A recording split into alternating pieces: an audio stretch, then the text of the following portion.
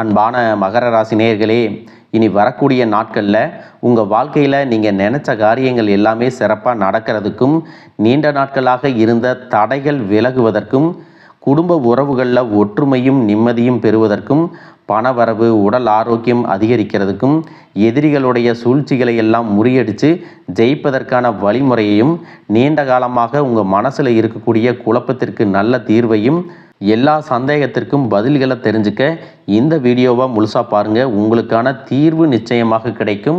இப்போது இருக்கக்கூடிய சூழ்நிலையில் உங்களுக்கான கிரக நிலைகள் எப்படி இருக்குது அப்படின்னு பார்த்தீங்கன்னா, உங்களுடைய ராசி அதிபதி சனி பகவான் மீன ராசிக்கு போகிறதன் மூலமாக நீண்ட நாளாக நீங்கள் எதிர்பார்த்துட்டு இருந்த 7.5 சனி தற்போது விலக போகுது. இதற்கு பிறகு உங்களுடைய எதிர்பார்ப்புகள் ஒவ்வொன்றும் நிறைவேறப் போகுது. உங்களுக்கு 2வது ஸ்தானமான கும்ப ராசியில் செவ்வாய் இருக்கிறதுனால பண வரவில் இருந்த தடைகள் எல்லாமே நீங்க போகுது. பொருளாதாரத்தில் ஓரளவுக்கு திருப்தி ஏற்படும். உங்கள் ராசிக்கு 5-10 இடங்களுக்கு அதிபதியான சுக்கிரன் மேச ராசிக்கு போகும் பொழுது உங்களுக்கான நல்ல நேரம் ஆரம்பமாகுது அப்படிங்கிறத ஞாபகம் வச்சுக்கோங்க.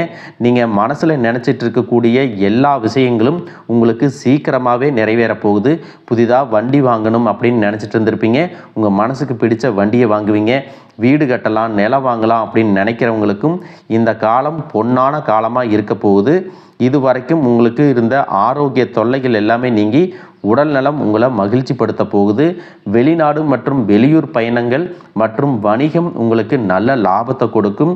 அதனால் பங்கு சந்தையில் முதலீடு செய்வது, தொழிலை அபிவிருத்தி செய்கிறது மற்றும் புதிதாக தொழில் தொடங்கணும் அப்படின்னு ஆசைப்பட்டீங்கன்னா அதற்கான முயற்சிகளை இந்த காலத்தில் எடுக்கலாம். மேலும் இந்த காலகட்டத்தில் உங்களுக்கு பணவரவு அதிகமாக இருக்கும்போது அதை அப்படியே வச்சிருக்காம முதலீடு செஞ்சு லாபம் அடையலாம், எதில் நம்ம முதலீடு செய்யலாம் அப்படிங்கிற மாதிரியான சிந்தனைகள் அதிகமாக இருக்கும். இந்த காலகட்டத்தில் நீங்கள் சொத்துக்களை அதிகமாக உருவாக்கணும்.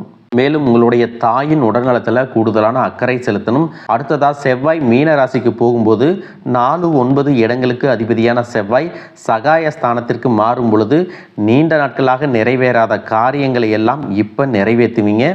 இன்னும் சிலர் பார்த்தீங்கன்னா வேலை பார்க்கக்கூடிய இடத்துல மேலதிகாரிகளின் கவனத்தை ஈர்ப்பதற்கான காரியங்களை செஞ்சு அவங்க மனசில் இடம் பிடிப்பாங்க. பதவி உயர்வுகள் கிடைக்கும், கூடுதலான வருமானமும் கிடைக்கும். அடுத்ததாக மீன ராசிக்கு புதன் போகும் பொழுது அங்கே நீச்சம் அடைகிறாரு. உங்கள் ராசிக்கு 6-9 இடங்களுக்கு சொந்தமான புதன் நீச்சம் அடைகிறது உங்களுக்கு நன்மையை தான் கொடுக்கும். இந்த நேரத்தில் புதன் 9ஆம் அதிபதியாக இருக்கிறதுனால நீங்களே அமைதியாக இருந்தாலும் 3வது நபர் மூலமாக உங்கள் வாழ்க்கையில் திடீர்னு பிரச்சனைகளை எல்லாம் சந்திக்க நேரிடும். குறிப்பாக பெற்றோர் வழியிலையும் வாழ்க்கை துணையின் உறவுகள் மூலமாகவும் சில பிரச்சனைகள் வரலாம். அப்படி வரக்கூடிய பிரச்சனைகளை உடனே முடிக்கிற மாதிரி இருந்தாலும் கடைசி நேரத்தில் மீண்டும் புரிதல் இல்லாமல் உங்களை கஷ்டப்படுத்துகிற மாதிரி சில வார்த்தைகளை பேசி சங்கடத்துக்கு உள்ளாக்குவாங்க. அதனால் குடும்ப உறவுகள்கிட்ட பேசும்போது எந்த விதமான எதிர்மறையான எண்ணங்களையும் எதிர்மறையான கருத்துக்களையும் நீங்கள் சொல்லாமல் இருப்பது நல்லது. கூட்டு தொழிலை பொறுத்த வரைக்கும் பங்குதாரர்களுக்குள்ள மன பிரச்சனைகள் வருவதற்கான வாய்ப்புகளும் இருக்குது. மேலும் நீங்கள் எந்த இடத்துல எல்லாம் கவனமாக இருக்கணும் அப்படின்னு பார்த்தீங்கன்னா, ஏப்ரல் 1ஆம் தேதியிலிருந்து 11ஆம் தேதி வரைக்கும் மீன ராசியில் சனியும் செவ்வாயும் சேர்ந்து இருக்க போகிறாங்க. இந்த காலகட்டம் உங்களுக்கு அவ்வளவு நல்லதல்ல. சகாயஸ்தானத்தில் பகை கிரகங்களின் சேர்க்கை இருக்கிறதால நீங்கள் செய்யக்கூடிய காரியங்களில் தடைகளை உண்டாக்குறதுக்கும் உங்களுடைய மனசை குழப்பி எதிர்மறையான எண்ணங்களை விதைக்கிறதுக்கும் சில பேர் முயற்சி செய்வாங்க. இந்த மாதிரியான நேரங்களில் மனக்குழப்பங்கள் தீர்வதற்கு உங்களுக்கு குலதெய்வ வழிபாடு மற்றும் இஷ்ட தெய்வங்களின் வழிபாடு ரொம்பவே அவசியம். இந்த கிரக நிலைகளை புரிஞ்சுக்காம நீங்களாம் சுபகாரியங்களை செய்யலாம் அப்படின்னு ஒரு காரியத்தை முன்னெடுத்தீங்கன்னா அது நடக்காமல் கடைசி நேரத்தில் தள்ளி போகக்கூடிய வாய்ப்புகளும் இருக்குது. திடீர்னு உங்களுடைய உடலில் சின்ன சின்ன பிரச்சனைகள் வரும். உங்களுடைய நண்பர்கள் மற்றும் உடன்பிறப்புகள் உங்களுக்கு எதிராகவே திரும்பி நீங்கள் நினச்சபடி முடிக்க முடியாமல் எதிர்ப்பாகவும் தடையாகவும் வந்து நிற்பாங்க. பெண்கள் மற்றும் தூரத்து உறவினர்கள் மூலமாக குடும்ப உறவுகளுக்குள்ள சின்ன சின்ன பிரச்சனைகள் உண்டாகி பிரிதலும் ஏற்படுவதற்கான வாய்ப்புகள் இருக்குது. அதனால் எந்த ஒரு தனிநபருடைய வாழ்க்கையிலும் சரி, உங்களுடைய வாழ்க்கையிலும் சரி, 3வது ஒரு நபரின் தலையீடு இருக்கக்கூடாது. நீங்களும் மற்றவர்களுடைய வாழ்க்கையில் தலையீடு செய்யக்கூடாது. உங்களிடத்துல பொன் பொருள் சேர்க்கை எல்லாமே வரும் பொழுது உதவி கேட்டு சில உறவினர்களும் வருவாங்க. அந்த சூழ்நிலையில் உங்களுடைய தகுதிக்கு மீறி அளவுக்கு அதிகமான பொருளாதார உதவிகளை நீங்கள் செய்யக்கூடாது. எந்த ஒரு வாக்குறுதிகளையும் மற்றவங்களுக்கு நீங்கள் கொடுக்கக்கூடாது. இதுக்கெல்லாம் என்ன காரணம் அப்படின்னு பார்த்தீங்கன்னா, பகை கிரகங்களின் சேர்க்கை உங்களுடைய நல்ல பேரை கெடுக்கும் அப்படிங்கிறத ஞாபகம் வச்சுக்கோங்க. நீங்கள் எப்போவுமே மற்றவங்களுக்கு உதவி செய்யக்கூடியவங்களாக தான் இருப்பீங்க. இந்த காலகட்டத்தில் மற்றவங்களுக்கு வாக்கு கொடுத்து நான் இந்த உதவியை செய்கிறேன்னு சொல்லுவீங்க. ஆனால் கடைசி நேரத்தில் பார்த்தீங்கன்னா உங்களால் உதவி செய்ய முடியாத ஒரு சிச்சுவேஷன் வந்துடும். அப்படிப்பட்ட சூழ்நிலையில் உங்களுடைய உண்மையான மனசையும் நோக்கத்தையும் யாரும் புரிஞ்சுக்க மாட்டாங்க. நீங்கள் மற்றவங்களை ஏமாற்றிட்டதாகவும் துரோகம் செஞ்சிட்டதாகவும் தான் நினைப்பாங்க. அதனால் ஒருத்தருக்கு கொடுத்து நம்ம கெட்ட பெயர் வாங்குறதை விட இப்போதைக்கு என்னால் உதவி செய்யக்கூடிய சூழல் இல்லை அப்படின்னு நீங்கள் அமைதியாக கடந்து போகிறதும், முடிஞ்ச வரைக்கும் சின்ன சின்ன உதவிகளாக செய்கிறதும் உங்களுக்கு நல்லது. இதுவரைக்கும் உறவினர்கள் மற்றும் நண்பர்களோட மனக்கசப்பு, கருத்து வேறுபாடெல்லாம் ஏற்பட்டிருக்கும்.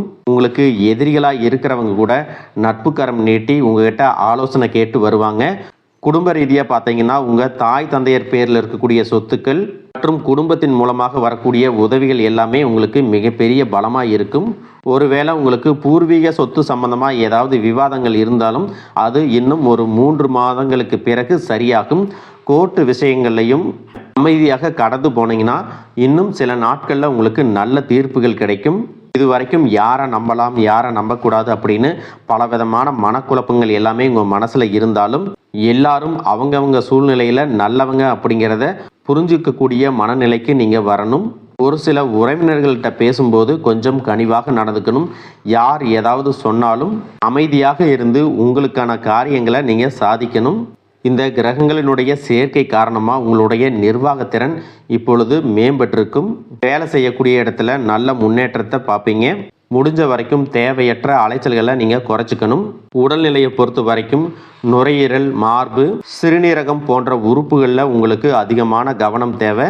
ஜீரண மண்டலத்தில் அதிகமான பிரச்சனைகள் வராமல் இருக்கிறதுக்கு இயற்கை மற்றும் ஆரோக்கியமான உணவுகளை எடுத்துக்கொள்ளணும். நிறைய நேரங்களில் தண்ணி குடிப்பதை மறந்துடுவீங்க. ஒரு நாளைக்கு குறைஞ்சது 2 லிட்டராவது தண்ணி குடிக்கிற மாதிரியான பழக்கத்தை நீங்கள் இனி வளர்த்துக்கணும். உடல் உழைப்பு மற்றும் உடற்பயிற்சி செய்யாதவங்களுக்கு உடல் பருமன் அதிகமாகிறதுக்கான வாய்ப்புகள் இருக்குது. உங்களுடைய தன்னம்பிக்கையை அதிகரிக்கிறதுக்கும் மன அழுத்தத்தை குறைக்கிறதுக்கும் தினமும் நடைப்பயிற்சி அல்லது தியானம் செய்கிறத ஒரு வழக்கமாக வச்சுக்கணும். பெண்களை பொறுத்த வரைக்கும் தைராய்டு மற்றும் மார்பகம் சார்ந்த பிரச்சனைகள் இருந்துச்சு அப்படின்னா அதற்கு தகுந்த மருந்து மற்றும் சிகிச்சைகளை எடுத்துக்கொள்வது நல்லது. கூடுதலாக பார்த்தீங்கன்னா உங்களுடைய மனசாட்சிக்கு மட்டுமே கட்டுப்பட்டு நீங்கள் சரியான விஷயங்களை செஞ்சுட்டு வந்தீங்கன்னா உங்களுடைய எதிரிகள் எல்லாரையும் அடியோடு காணாமல் போக செய்யக்கூடிய திறன் உங்களுக்கு அதிகரிக்கும். தொழிலில் இருந்த மறைமுகமான போட்டிகள் எல்லாமே நீங்கி உங்களுக்கு சாதகமான சூழல் உருவாகும். சிறைவாசத்தில் யாராவது இருக்கிறாங்க அப்படின்னா அவங்கெல்லாம் மீண்டு வருவாங்க. இதற்கு பிறகு இந்த சமுதாயத்தில் மிகவும் பொறுப்பான ஒரு மனிதராக நீங்கள் இருக்க போகிறீங்க. உங்களுடைய செல்வாக்கு மற்றும் புகழ் பல மடங்கு உயரப்போகுது. இது வரைக்கும் உங்களை உதாசீனப்படுத்தினவங்க உங்களுடைய வளர்ச்சியை பார்த்து ஆச்சரியப்படுவாங்க. உங்களுடைய தன்னம்பிக்கை அதிகரித்து உங்களுக்கு மிகப்பெரிய நிம்மதியை கொடுக்கும்.